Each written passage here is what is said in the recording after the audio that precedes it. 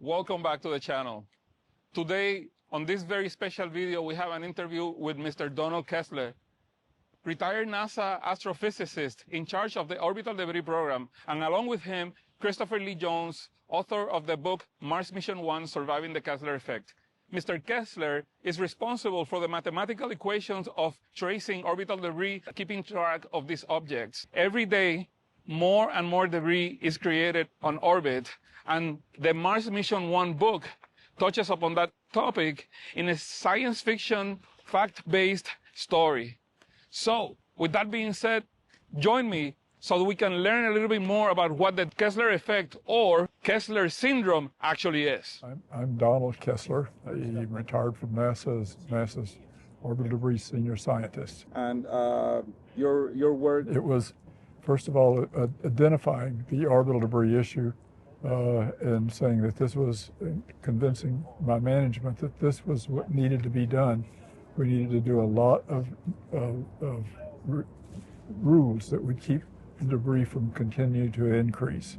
And and at that time there wasn't even a program, so I was asking for there to be a program. And so they established the program, put me in charge of it as the chief scientist, and then come up with recommendations of what they should do in order to minimize debris. And some of those were things as simple as whatever you launch into orbit, it has to come down within 2 years of after you've used it. And that just means you carry up an extra amount of fuel such that when you're through using it, you use that fuel to reboost it back down into the Earth orbit. And that turned out to be fairly successful until we learned about there are some satellites that are blowing up and nobody has done anything there's no reason they should be blowing up until they realize, oh, we have a leak in this rocket body, and the excess fuel eventually, it may take a year or two, reach the oxidizer, and all of a sudden they blow up. And so we need to quit doing that. And so there were things that they ended up slowly learning, that there were things that they could do that they could at least slow down the process. And of course the leading thing was to minimize the amount of stuff that you leave in Earth orbit.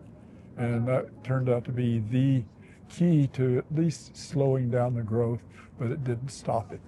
It wasn't sufficient. It had got to the point that the debris would continue to increase, and it's still continuing to increase today.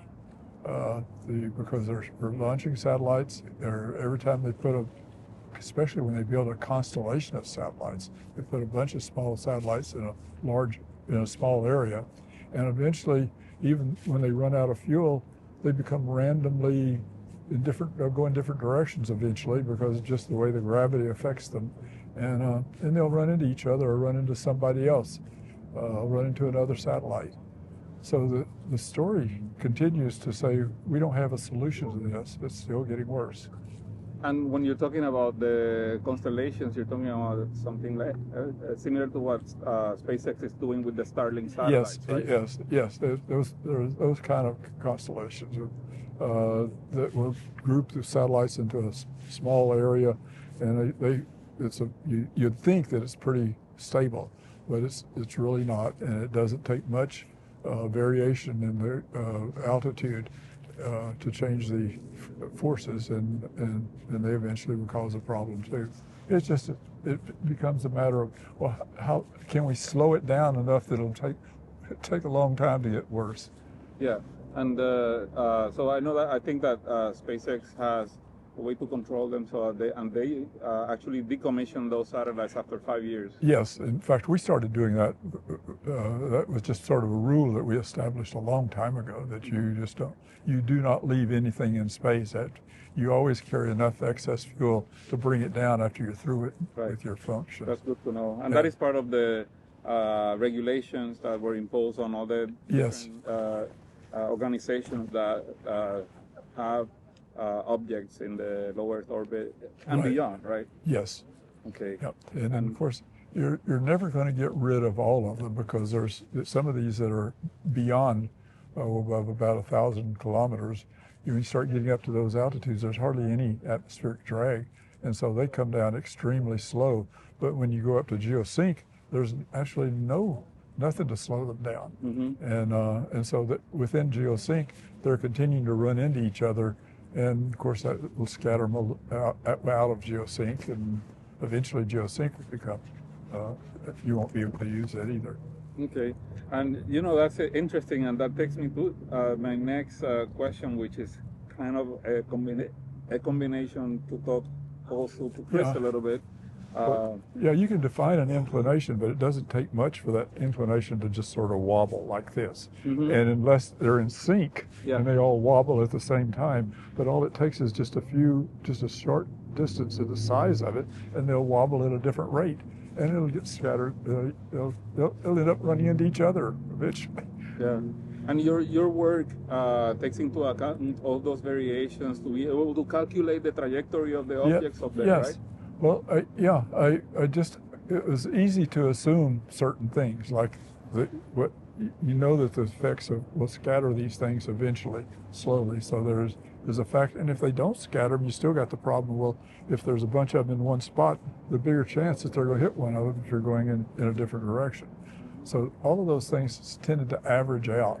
But so what I mainly did was just looked at the statistics of, you got a certain size, you got a certain amount of volume to work in, and as soon as you start causing problems. I use an analogy. If there's one car goes down the street like it is there, as if there's only one, and you want to walk across the street where it is right now, you'll get hit.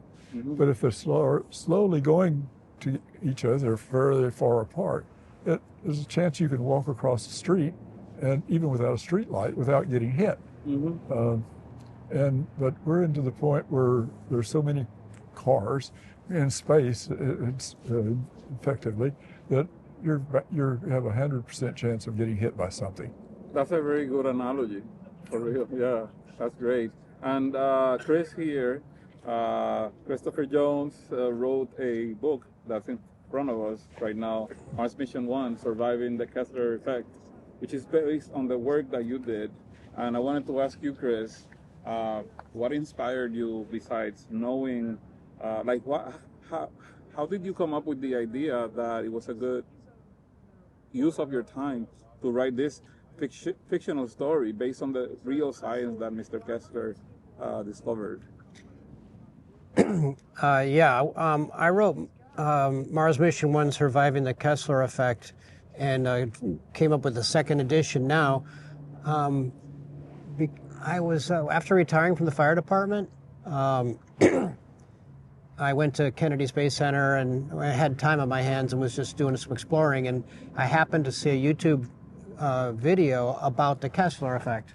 And he was rather amazing to listen to what he had to say about it. And there's a picture of Donald, in the video. And so I looked it up to find out, is this really fact or fiction? And I was on my way to the U.S. Space and Rocket facility in Huntsville, Tennessee, and or Huntsville, Alabama. And I went there and could not believe what I was seeing. It was phenomenal. And then they had some information on the Kessler Effect there. And I ended up driving out to California to go through the Tesla factory in Fremont. And so I had quite a bit of time on my hands for the drive. And I was thinking this through about the Kessler Effect, and is it real? And obviously it was.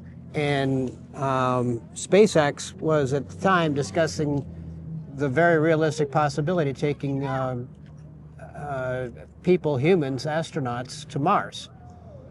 And it suddenly occurred to me that, oh, wait a minute, if we have a mission on Mars and the Kessler Effect takes place, the full-blown Kessler Effect takes place, could they ever make it back?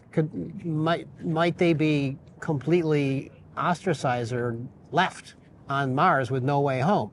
And then I started thinking, well, what about the people on the International Space Station? I mean, these are real living astronauts, virtual heroes, and we may be leaving them behind if this ever happens. And then I thought, wait a minute, no, the International Space Station is in fairly low Earth orbit, it would probably be destroyed.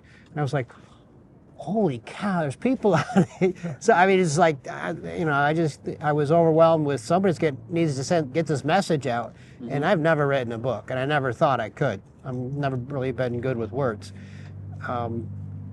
But I just was like, someone needs to hear this. This message has got to get out. So the first book I just pumped out just to get the message out.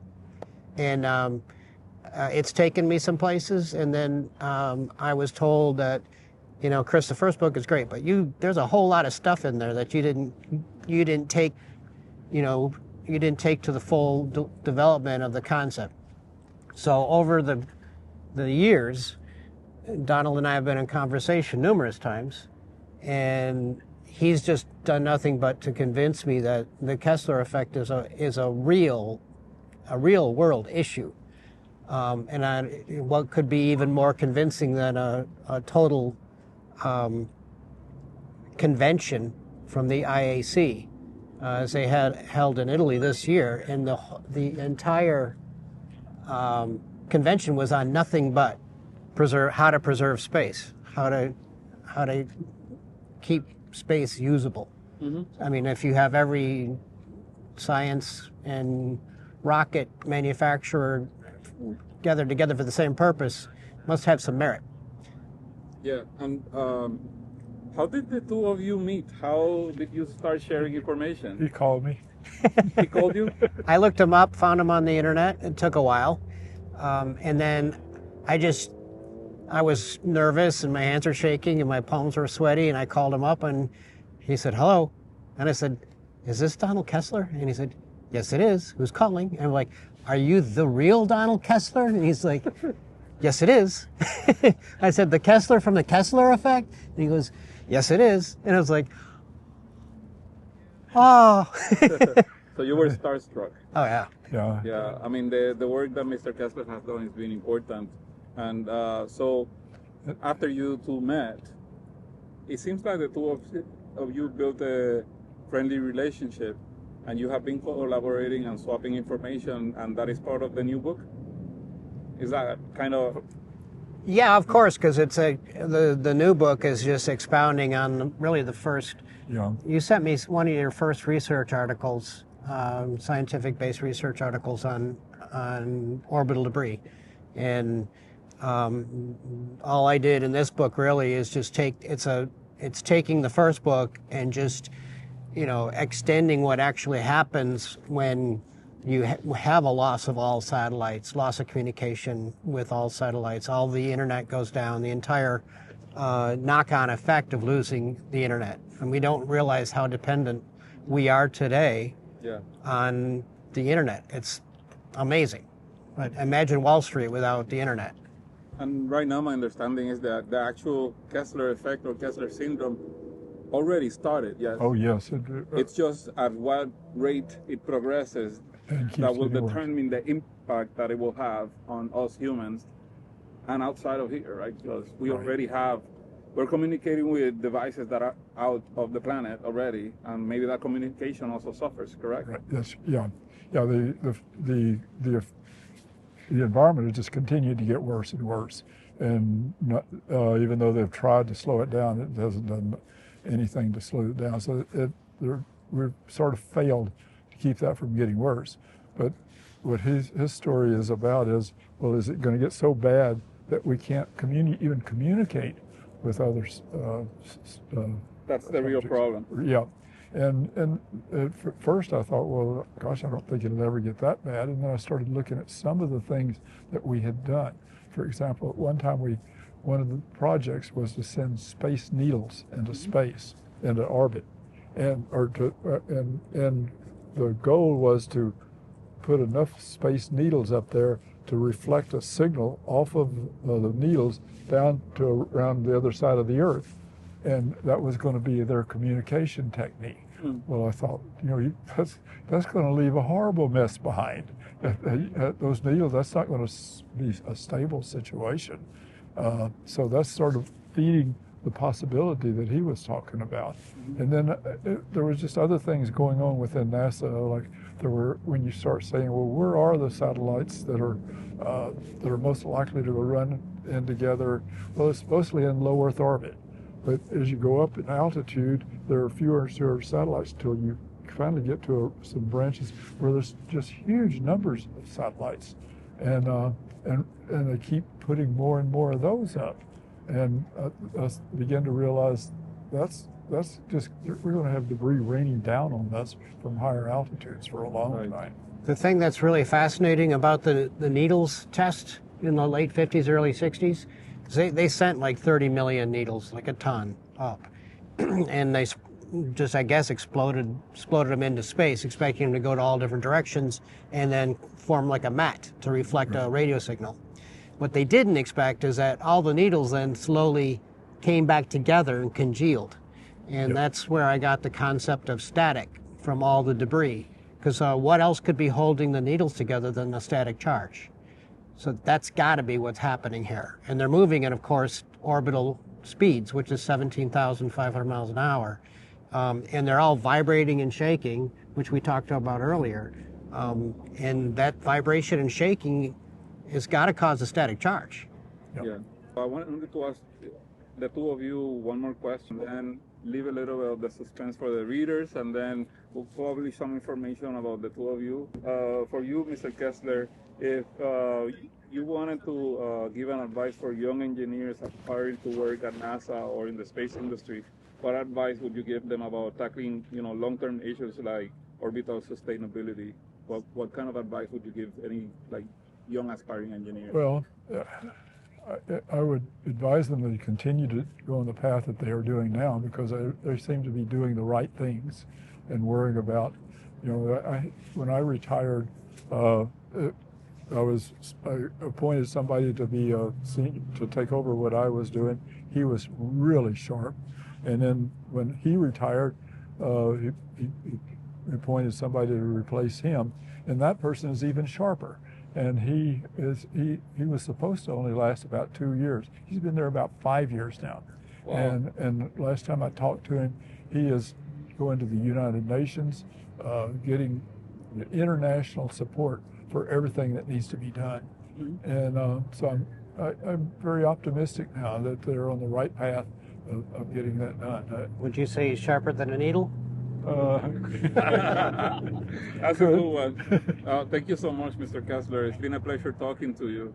And Chris, one question for you about your story and the book. What should we expect coming from the series? Is it going to be a series with a part 2? Because it is the second edition, it just expands on the first book. Correct. Are you going to give us another part of the story? Yes, I don't want to dwell too much on the story without giving it away, but there will be a third and final book. Okay, great. And where can people find the book right now? Yeah, Amazon is the largest book printer and distributor in the world.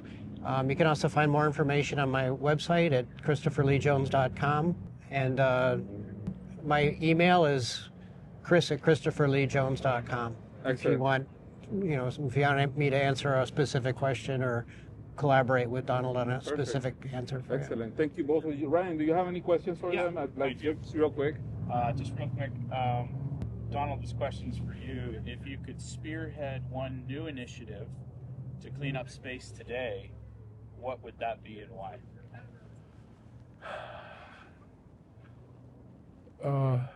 That's really a hard good question. Yeah.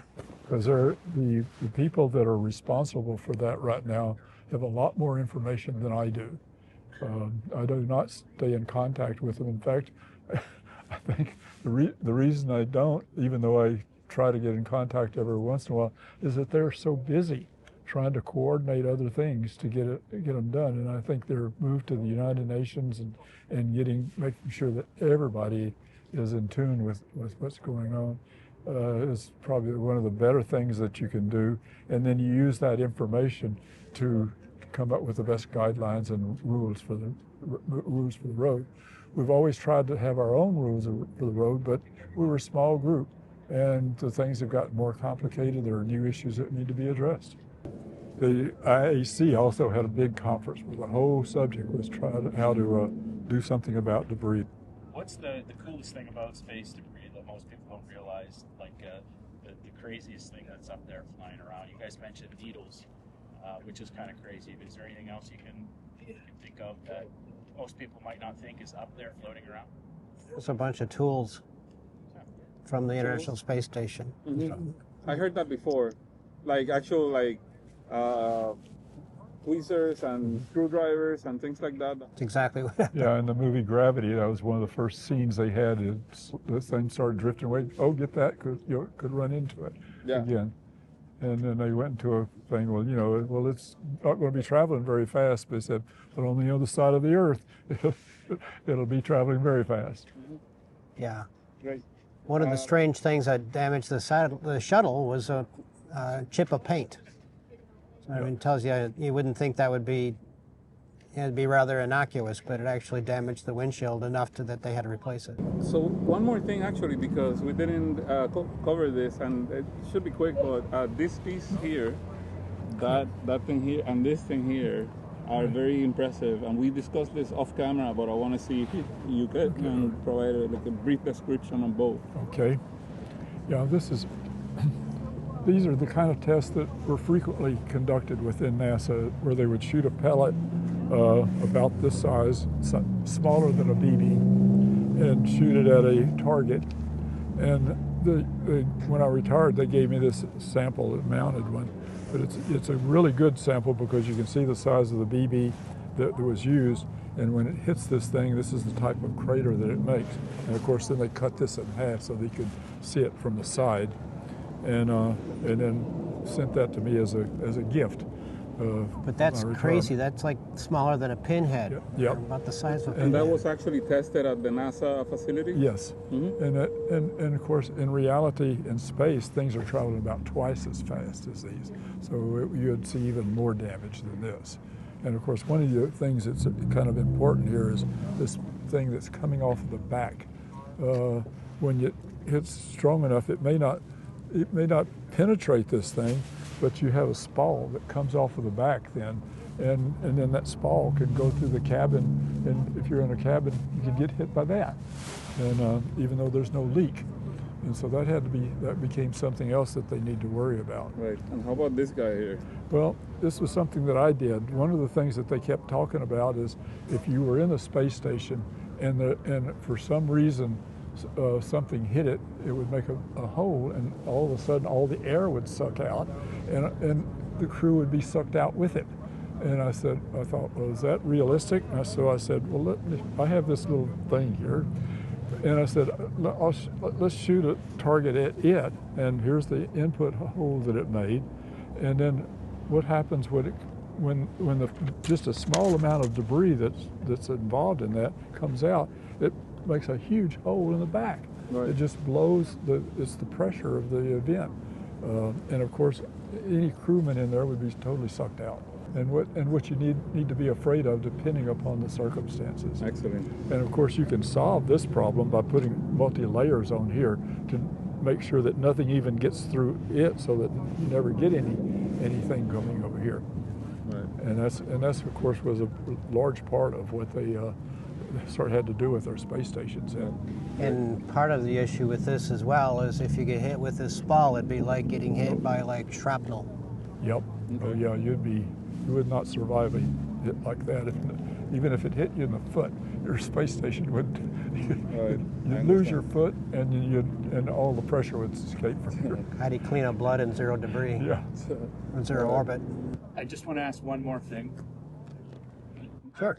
It's to either one of you, but pretty soon they're going to deorbit the International Space Station.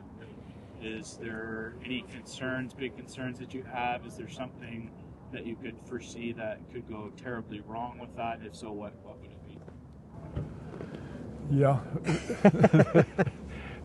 It could go terribly wrong in the sense that either if you don't get the crew out of it, of course, obviously, then something's wrong. But even when that re-enters, you have to carefully ensure that what they usually aim for is to make sure it lands in the ocean.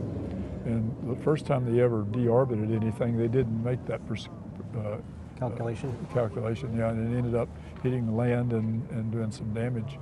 So there's an awful lot of safety factors that they have to go through before they deorbit.